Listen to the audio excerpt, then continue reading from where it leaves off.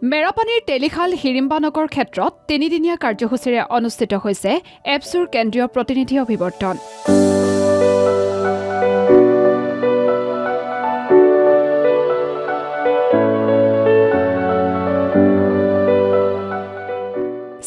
সংখ্যক কেন্দ্ৰীয় অভিৱৰ্তনৰ আজি দ্বিতীয় দিনৰ কাৰ্যসূচীত পতাকা উত্তোলন আৰু শ্বহীদ তৰ্পণ কাৰ্যসূচী সম্পন্ন হয়।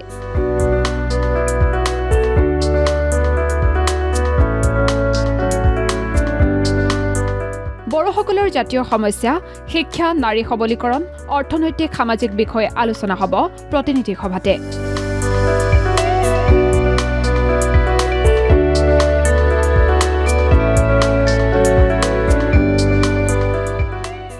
এই অনুষ্ঠানত উপস্থিত থাকে এপছুৰ কেন্দ্ৰীয় সভাপতি দীপেন বড়ো।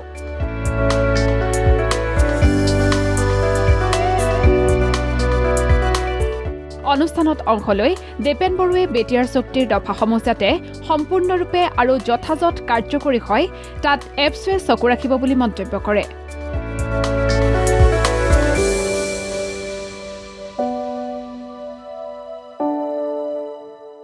লগতে নেতাগৰাকীয়ে কয়, বিভিন্ন সমস্যাৰ লগতে বড়ো কছাৰী ৱেলফেয়াৰ অট'নমাছ কাউন্সিলৰ পৰা বাহিৰ হোৱা গাঁওসমূহৰ অসুবিধাসমূহো শীঘ্ৰেই সমাধান কৰা হ'ব।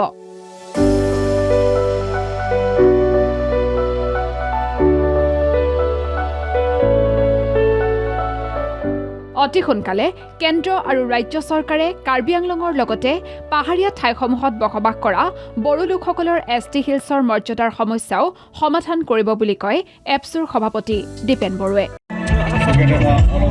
নিখিল বড়ো ছাত্ৰ সন্থাৰ আজি গোলাঘাট অধিৱেশনৰ দ্বিতীয় দিন ৰাতিপুৱা প্ৰাৰ্থনা সভা পতাকা উত্তোলনৰ কাৰ্যসূচী অলৰেডি হৈ গ'ল আৰু এই পতাকা উত্তোলনৰ কাৰ্যসূচীৰ যোগেদি নিখিল বড়ো ছাত্ৰ সন্থাই পুনৰবাৰ আমি মন বান্ধি পেলাই আমি দৃঢ়তাৰে আমি সংকল্পবদ্ধ হৈছোঁ যে আগন্তুক দিনত বড়ো জাতিক উপেন ব্ৰহ্মৰ যি সপোন বিশ্ব দৰবাৰত প্ৰতিষ্ঠা কৰাৰ কাৰণে বড়ো মাধ্যম, বড়ো ভাষা, বড়ো কলা সংস্কৃতি, বড়ো অৰ্থনীতি আৰু সমাজ সংস্কৰণৰ দিশদি জাতীয়তাবাদৰ চেতনা আদৰ্শক লৈ পেলাই বিশ্ব দৰবাৰত প্ৰতিষ্ঠাৰ স্বাৰ্থত আমি কাম কৰি যাম আৰু আশা কৰিছোঁ যে আজি আমাৰ যিখিনি প্ৰতিনিধি সভা ইয়াত উপস্থিত আছিল সকলোৱে এই নিখিল বড়ো ছাত্ৰ সন্থাৰ জাতীয় পতাকা যি পবিত্ৰ পতাকাৰ তলত আমি থিয় হৈ পেলাই বড়ো জাতিক সৰ্বাংগীন উন্নয়নৰ কাৰণে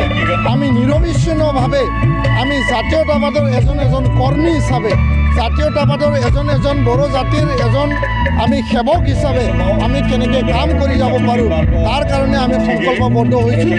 আশা কৰিছোঁ বিটিআৰ শান্তি চুক্তি আদৰোৱা হৈ থকা দফাবিলাক আখৰে আখৰে ৰূপায়ণ হ'ব। বড়ো কছাৰী কাউন্সিলৰ যিখিনি গাঁও অন্তৰ্ভুক্ত যিখিনি সমস্যা আছে অতি শীঘ্ৰে এইটো সমাধান হ'ব। কাৰ্বি আংলঙৰ বড়োসকলৰ এছটি হিলৰ মৰ্যাদা অতি সোনকালে সমাধান হ'ব আৰু তাকে আমি কামনা কৰিছোঁ যে কেন্দ্ৰীয় চৰকাৰ, ৰাজ্য চৰকাৰ আৰু সকলো দিশৰ পৰা তেওঁলোকে এই প্ৰচেষ্টা অব্যাহত ৰাখে তাৰ কাৰণে আমি কামনা কৰিছোঁ। ধন্যবাদ।